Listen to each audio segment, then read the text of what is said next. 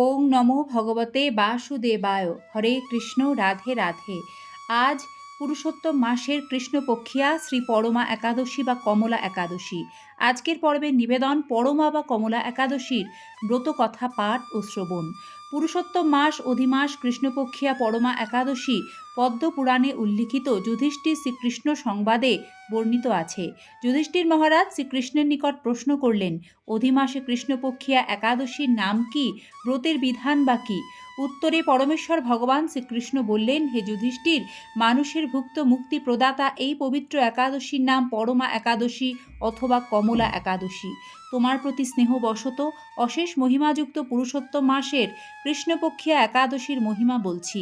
ব্রহ্ম মুহূর্তে শয্যা পরিত্যাগপূর্বক যথাবিহিত স্নান আহ্নিকাদি সেরে ভগবান শ্রী বিষ্ণুর প্রীতি কামনায় শ্রী ভগবানের নাম মন্ত্র জপ করতে হয়। গৃহেতে যে পরিমাণ জপ করবে, নদী তীরে তার দ্বিগুণ, তদপেক্ষা গোষ্ঠে সহস্রবার, তীর্থে শতবার, তুলসীর নিকটে লক্ষবার এবং শ্রী বিষ্ণুর সম্মুখে অসংখ্যবার জপ করতে হয়। অবন্তী নগরে বিশ্বকর্মা নামে এক সম্ভ্রান্ত ব্রাহ্মণ বাস করতেন। তার 5টি পুত্র ছিল। তাদের মধ্যে সর্বকনিষ্ঠ পুত্রের নাম জয় শর্মা। কোনো দুষ্কর্ম করায় পিতামাতাও তাকে বাড়ি থেকে বহিষ্কৃত করে দেয়। কোনো এক সময় ভ্রমণ করতে করতে এলাহাবাদে এসে ত্রিবেণী সঙ্গমে স্নানকার্য সমাপনান্তে ক্ষুধায় কাতর হয়ে মলিন বদনে কোনো এক মুনির আশ্রমে উপস্থিত হলেন তিনি। সেই দিন আবার এই একাদশী তিথি। অনেক ভক্তবৃন্দ মুনি মুখপদ্ম বিগলিত একাদশী মহিমা শ্রবণ করে ব্রত পালন করছেন। ওই ব্রাহ্মণও ব্রত পালন করে ব্রতকথা শ্রবণ করলেন। তার ব্রত উপবাসে সন্তুষ্ট হয়ে স্বয়ং লক্ষ্মী দেবী দর্শন দিয়ে বললেন, ভক্তির সঙ্গে এই উপবাস পালন করায় আমি সন্তুষ্ট হয়েছি। তোমাকে বরদান করতে ইচ্ছা প্রকাশ করে আমি এসেছি।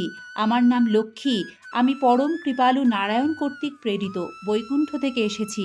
এই ব্রত অনুষ্ঠানে তোমার অধীনা হয়েছি। তোমার বংশে শ্রেষ্ঠ ব্রাহ্মণগণ জন্মগ্রহণ করবে। আমি সত্যই বলছি, আমার নাম লক্ষ্মী।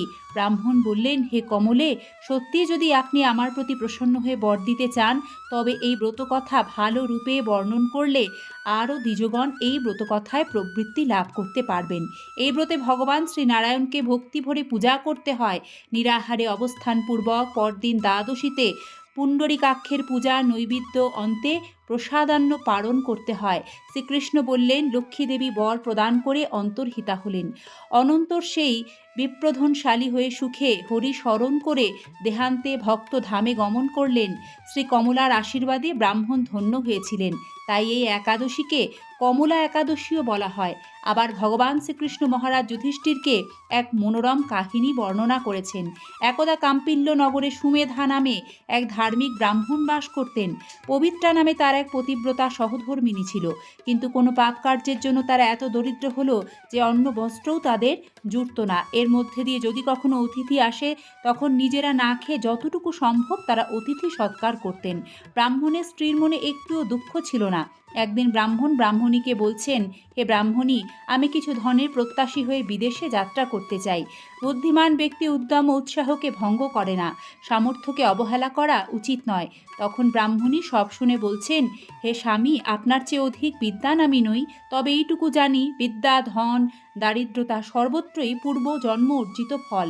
পূর্বজন্মে কোনো ফল না থাকলে বর্তমানে কি কেউ অর্থসুখ ভোগ করতে পারে? আমরা ধন সম্পদ অনেক পেয়েছিলাম, কিন্তু কাউকে অন্ন দান করিনি। তাই আমাদের কপালে অন্ন জুটছে না। হে পতি দেবতা, তুমি ধনের জন্য অন্যত্র গেলে আমাকে লোকে দুর্ভাগা বলে নিন্দা করবে। অতএব তুমি এখানে থেকে যা লাভ করো ওতেই আমি সন্তুষ্ট হই। পতিব্রতার কথা শুনে ব্রাহ্মণ দেশেই রয়ে গেলেন। একদিন তাদের ভগ্ন কুটিরে কৌণ্ডিল্য মুনি এলেন।